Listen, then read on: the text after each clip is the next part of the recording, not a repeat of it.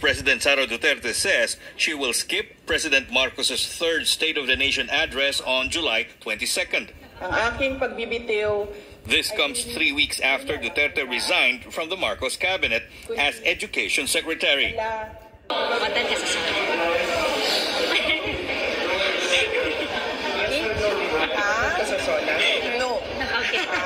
I will not attend the SONA. I am appointing myself as the designated survivor.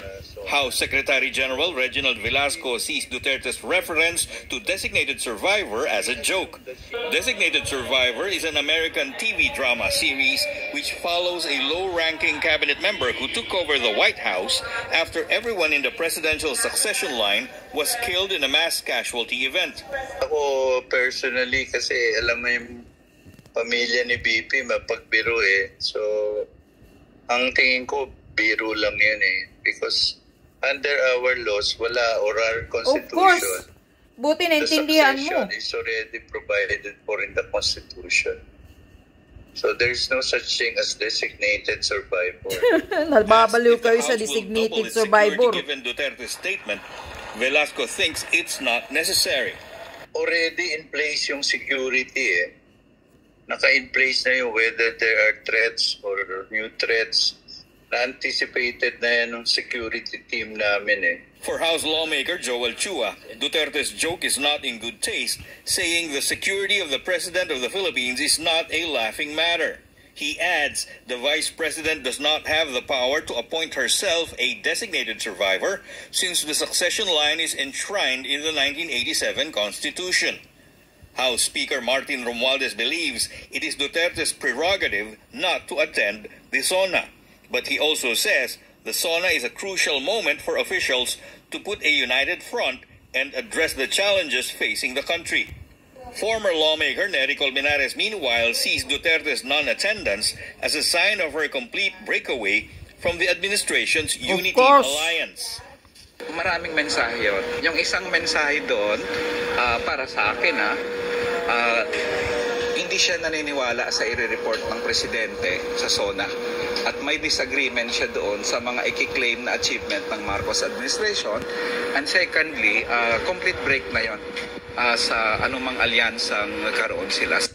House Secretary General Regit. Of course. So ano pa sa tingin mo? Ha? Ano pa sa tingin mo pala? Hindi pa ba break yung pag-alis lang ni BP Sara sa pag-resign niya bilang isang secretary sa Department of Education? Ano pa ba yan? Tanga-tanga naman yung hindi nyo maintindihan ang mga aksyon ni Sara. Pero nakakatawa kayo sa isang salita lang ni Sara na I appointed myself as a designated survivor. Nababaliw na kayo dyan, ha? Ay, nako, ikaw, Chua. Napapraning kayo. Napapraning ka na ba sa sinasabi ni Sara na I appointed myself as a designated survivor?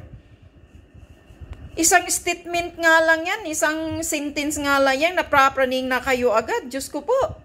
Paano pa kaya kung magsasalita pa ng marami si Sara Duterte? Para kayong, takot na takot talaga kayo, Tong administration na to, parang laging kinakabahan sa mga Duterte. Dito mo talaga makikita na halatadong mga praning ang gobyernong ito. Marcos bangag. Mabuti nga yan eh. Yan ang resback ni Sara Duterte. Action speak louder than words. Ayaw niya nang magsalita ng marami. Basta ayaw niya lang mag-atin ng SONA. Tapos, bahala na kayong mag-isip kung anong ibig sabihin niya na ayaw niyang mag-atin ng SONA. Buti nga sa iyong bangag. Dahil manggagamit ka. Ikaw, Marcos Jr., isa kang traidor. Manggagamit ka. Ginagamit mo lang si Sara Duterte noon para makabalik ka sa pwesa, makaupo ka bilang presidente. Binudol mo si Sara Duterte sa ninyo, kung ano man yung usapan ninyo noon. Sa kang traidor talaga, Marcos. Wala kang utang na loob. Hindi Hindi ka nga marunong hindi ka nga marunong na magdepinsa kay Sara sa mga sinasabi ng asawa mong butod against Sara Duterte. Yung ginagawa ni Tambaloslos ng Congress na tinanggalan siya ng confidential at kung ano-ano pa. Hindi ka nga marunong magdepinsa sa kanya. Wala kang utang na loob, Marcos Bangag. Tandaan mo yan, hindi ka mananalo kung wala si Sara, kung hindi nakipagtandem si Sara sa iyo. Kapal ng mukha mo. Saan ka humugot ng kakapalan ng mukha mo? Bakit? Ano ba, Colmenares? Dito ko, tatanungin kita, Colmenares. Colmenares, ano ka? Ano bang achievement ng Bangag, Marcos Jr. sa 2 taon? Hala nga, sabihin mo nga, ano bang nagawa niya sa bansa? Except sa kriminalidad na talamak, korupsyon talamak. Yan, sasabihin niya yan sa suna niya, na sa aking pagserbisyo sa loob ng 2 taon, ang Pilipinas ay punong-puno, bumabalik ang droga. Talamak ang korupsyon sa lahat ng mga ahensyang nakaupo. Pabayaan ko silang maging yumaman, magiging milyonaryo, lalo na ang PCSO na si milyonaryo kasabwat ni Lisa Butod. Yan, Marcos Jr. ang achievement mo. Okay? Maraming namamatay sa Pilipinas, kidnapping, rape, hold-upping, droga. Yan, that's my achievement for 2 years. Drugs are rampant. Talamak ang droga. Pulburon sa Pilipinas, naging mura na ngayon.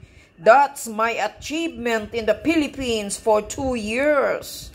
Yan ang sasabihin mo, Marcos Jr. sa suna mo ngayon na buwan na to. Kaya ayaw siguro ni Sara mag-atin sa suna, Marcos Bangag.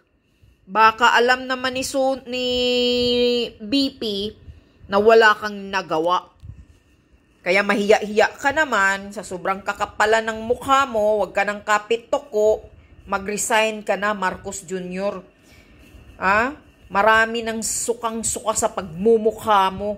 Marami ng sawang-sawa sa pagkaabusado ng gobyerno mo. Abusado kayo, mga hinayupak kayo. Ngayon, talagang pinag-iinitan talaga ninyo, ginigipit talaga ninyo ang Davao City. Davao City ay pinaka-safest city.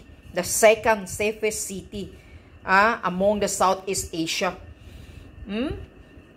Na parang Singapore. Pero nilalagyan mo ng mga hinayupak na mga pulis na may mga record daw. Ngayon, ang appointed mo doon, 1 araw, 3 beses ka. Nagpapalit-palit ng appointed mo. Kapal ng mukha nyo. Sige lang, tuloy-tuloy nyo lang yung pagkaabusado nyo. Abusive na gobyerno itong Marcos Jr. na to. Total, malapit na rin kayong mawala. Pag matapos na yung mga ninyo, bye-bye na rin kayo. Mga abusadong gobyerno. Ito lang ang gobyernong ito, ang lules, sabi pa ni Ka-Eric, walang batas. Ang gobyernong ito, walang sinusunod na batas.